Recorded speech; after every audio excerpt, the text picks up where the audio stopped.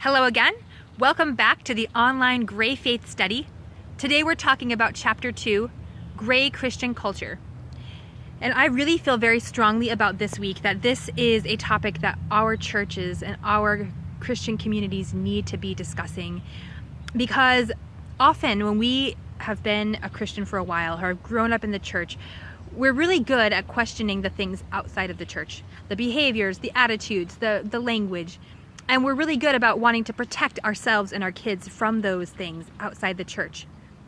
But I think sometimes we forget that there are things within our own Christian culture, within our churches even, that don't always honor God. And what we end up doing sometimes is just running ahead with these ideas and beliefs because it's what we've known and because we want to feel like we can trust everything that happens within our Christian cultures. But when was the last time that you asked yourself if you or your church or the Christian culture that you see at large is doing something that honors God?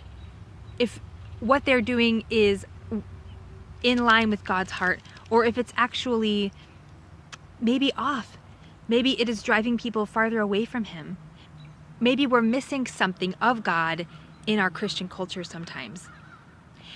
And maybe this is hard for us to swallow, but the truth is that when Jesus was here on earth, some of the people that He was most passionate about correcting were the religious people, the Pharisees, the teachers of the law.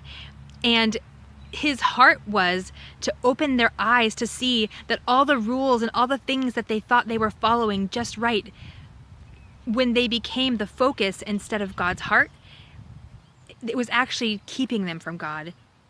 And so I found a passage, Matthew 23, verse 13 through 32. I would love if you study this on your own more in depth, because I won't be able to read the whole thing.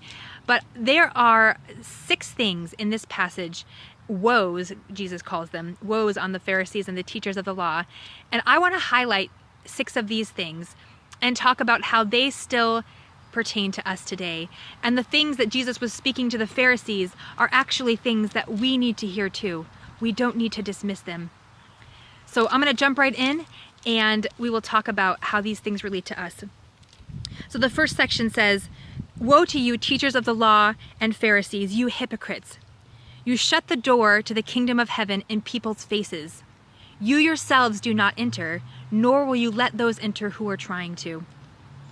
Okay, so first of all, I see here that the Pharisees were missing the point, right? They thought that following God's rules was about perfection and morality, and they were entirely missing the relationship with God. They were entirely missing His heart, that His kingdom was this living, breathing thing that they got to be a part of, that Jesus reigned over. And because they missed the point entirely, they were shutting out other people who were trying to enter, people who wanted to be closer to God.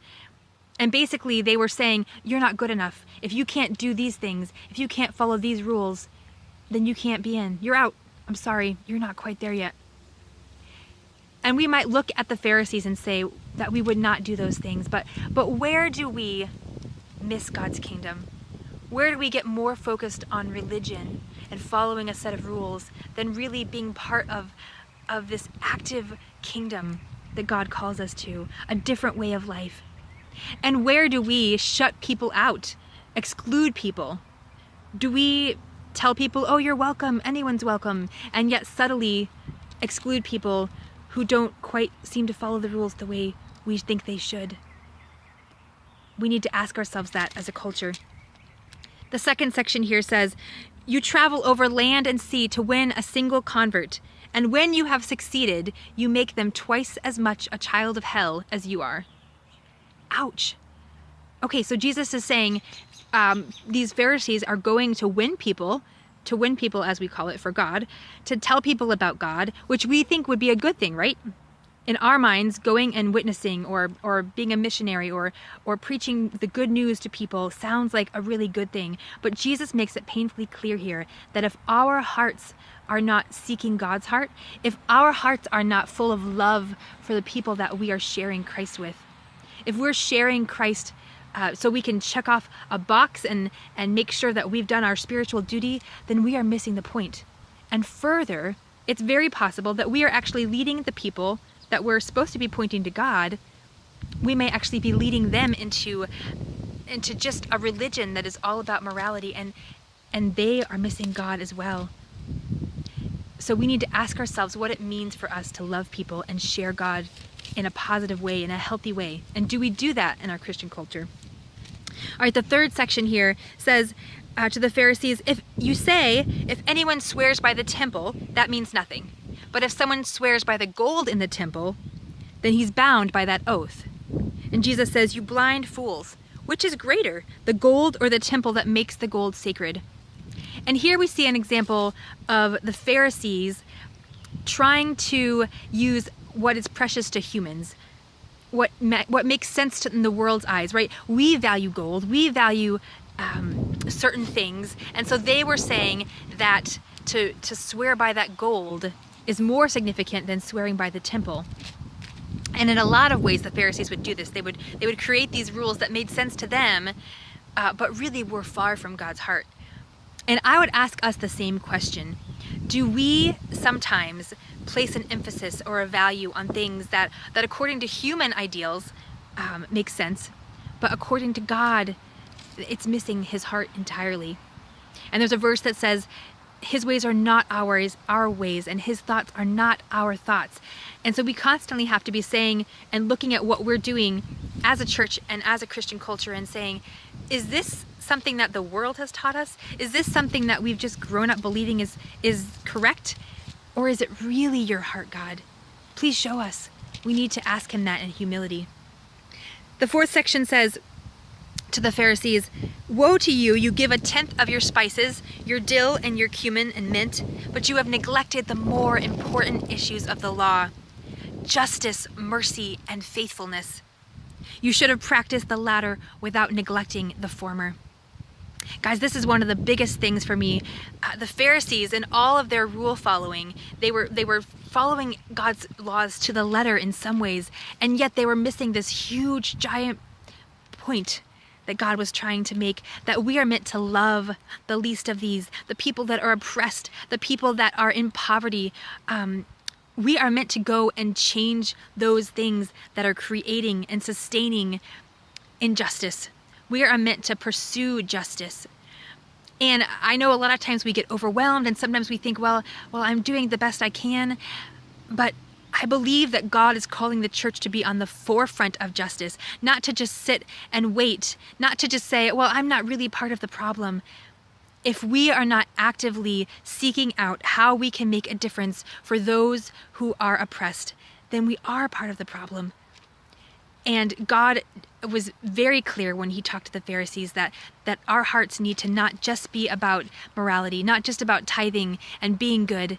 We are meant to create change because his kingdom is subversive, and his kingdom is about creating change that will last for eternity. The fifth section and the sixth section are very similar, so I'm going to combine them. It says, you clean the outside of the cup and the dish, but inside you're full of greed and hypocrisy or self-indulgence. And the next section also says the same thing. In the same way, it says, on the outside you appear to people as righteous, but on the inside you are full of hypocrisy and wickedness. And once again, this is a thing of the Pharisees acting like they have it all together on the outside, and they looked to everyone else like they were holy, they were righteous, they were rule followers, right? But on the inside, they were so messed up, and they didn't even see it. And I have to ask us the same question. Are we more about following rules? Are we more about trying to appear right? Are we more worried about what our kids seem to be doing wrong? Or are we more worried about our hearts? Are we willing to humbly acknowledge that maybe we are making mistakes and that maybe God actually does need to work in us? Maybe we still need his grace, even though he saved us so long ago. What does it look like for us to really ask God to clean us on the inside and not just the outside?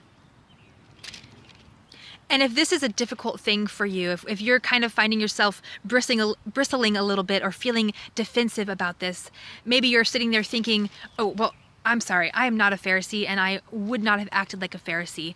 And if I had been alive when Jesus was here on earth, I certainly would have acted differently. Well, that is exactly my 7th point, actually. Because one of the things that Jesus says to the Pharisees is, he says to them, "And you say, if we had lived in the days of our ancestors, we would not have taken part with them in the shedding of the blood of the prophets." So if we are unwilling to learn from what God had to teach the Pharisees, then we're acting just like the Pharisees. Because see, they believed that if they had been alive hundreds of years before when the prophets were sent to tell people about God and about the coming of Jesus, they believed that if they had been alive during that time, they would not have persecuted the prophets. They would not have ignored the prophets, that they would have listened. And I think we all have that tendency in us to look at the people in the Bible that are doing the wrong thing and to kind of feel like, oh, gracious, man, they messed up. Thank God that's not me. I would never do that. But the truth is, we all are falling short of the glory of God. We all are screwing up in some ways. And yes, that even includes our Christian culture. And so I challenge you, not because I think it's a good idea, but because Jesus makes it very clear that we, even as believers, need to be humble before him, need to acknowledge that we don't have it all right, need to acknowledge that, yes, our Christian culture has made some pretty big mistakes in its lifetime. And that may be overwhelming, but as we admit that we and the culture around us are not perfect and need God's help, and that we want to be closer to his heart and farther from just our man-made tradition and religion, we will find that God will begin to do things in our culture and through us that are absolutely beyond what we could imagine. And I definitely want to be a part of that. And so I'm praying for us this week that we will have our eyes open to see where we need to be part of changing. And I encourage you to tune in next time. We'll be talking about chapter 3, Gray Church, and that should be another really interesting and exciting conversation, so I hope you will join. Thanks again and have a great week.